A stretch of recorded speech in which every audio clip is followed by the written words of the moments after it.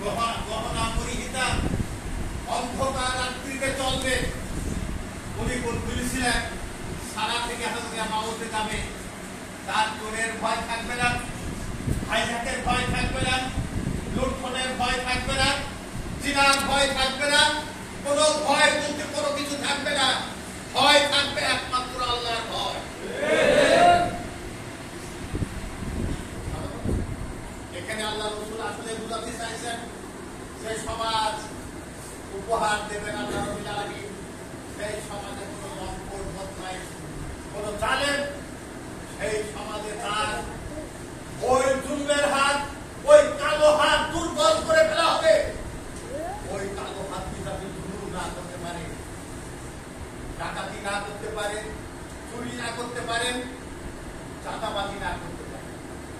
চাঁদাবাজি চলছে না? চাঁদাবাজি চলছে, আপনারা সবাই চেনেন চাঁদাবাজিতে।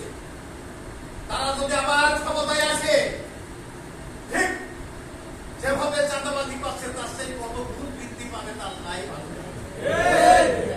যদি তারা না সস্তা, আমরা যদি আমাদের চেষ্টা যদি কঠিন, আমরা প্রাণান্তক চেষ্টা করতে করতে না, আমরা চেষ্টা করি, তাহলে আল্লাহ রহমত আসবে না। আর আল্লাহ রহমত না আসলে ওই জালেমরা ক্ষমতায় আসতে পারে।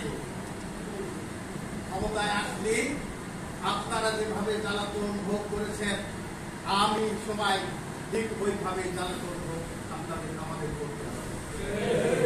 অপশক্তি যাতে না আসতে পারে, সেই জন্য আমাদের কাজ হলো প্রাণান্তকর চেষ্টা করা, যাতে করে আল্লাহর জমিনে আল্লাহর কুরআনী শাসন ব্যবস্থা কায়েম হয়। আল্লাহর কুরআনী শাসন ব্যবস্থা কায়েম মাধ্যমে এদেশে একটা অনাবিল শান্তির দেশ, কল্যাণমুখী দেশ আমরা যাতে এখানে প্রতিষ্ঠিত করতে পারি। যে সমাজে থাকবে না ভিখারি, যে সমাজে থাকবে না সমস্যাগ্রস্ত মানুষ, ধুকে ধুকে রোগ যন্ত্রণায় তারা কাঁদতেছে, এই ধরনের কোন মানুষ থাকবে না। সব মানুষের অভিভাবকত্ব করবে কুরআনের যে রাষ্ট্রনায়ক হবেন, ইসলামের যে রাষ্ট্রনায়ক হবে, সমস্ত মানুষের অভিভাবক হবে সে। সকল সমস্যার সমাধান ইসলামী সরকার করবে। মানুষের কোন চিন্তা ভয়ের কারণ থাকবে না। এই সমাধি আল্লাহ রাসূল কায়েম করেছিলেন। আল্লাহ রাসূলের আদলে জামাত ইসলাম সেই সমাজ কায়েম করার জন্য আপনার চেষ্টা করছে। আল্লাহ রাসূল যেভাবে, আল্লাহ রাসূলের সাহাবারা যেভাবে জীবন দিয়েছিল, রক্ত দিয়েছিল, হাত দিয়েছিল, পা দিয়েছিল, চোখ দিয়েছিল, এখনো জামাত ইসলামের কর্মী যারা এইভাবে নির্যাতনের শিকার হয়ে আসছে এই গঠনের পর থেকে। সুতরাং যত আমাদের নির্যাতনই হোক, আর যত হুমকি আসুক, যত বাধায় আসুক, সমস্ত বাধাকে উপেক্ষা করে এই পথে আমাদেরকে অবিচল গতিতে চলতে হবে। আমাদেরকে জালেমের বিরুদ্ধে রুখে দাঁড়াতে হবে। এখানে আল্লাহর জমিনে আল্লাহর দিন কায়েম হয়, সেজন্য অবিচল আমাদের অকুতোভয় সৈনিকের মতো সত্যের পথে, হকের পথে আমাদের চলতে হবে।